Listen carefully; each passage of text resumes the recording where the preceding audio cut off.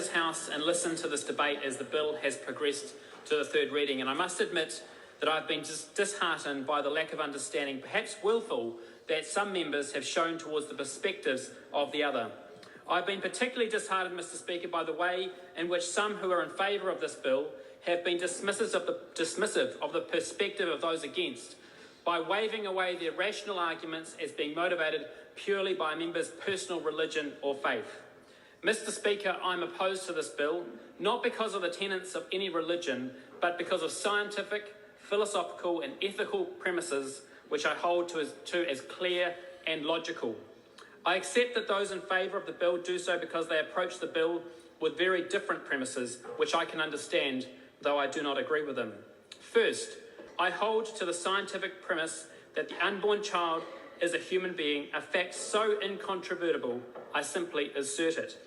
The second premise follows on from that as a living human being, the unborn child is indeed a human person. This is a philosophical premise which I believe is logical and indeed the only safe and humane ethical position.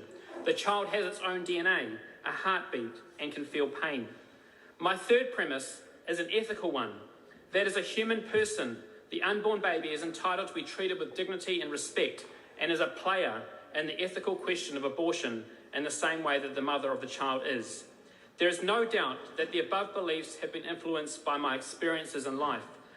From being raised in a large family of 5 children to seeing my own daughter kick and wriggle through ultrasound imaging in my wife's womb, to my fundamental belief in the inherent worth and dignity of every human being, regardless of age, sex, ability, and yes, even political belief.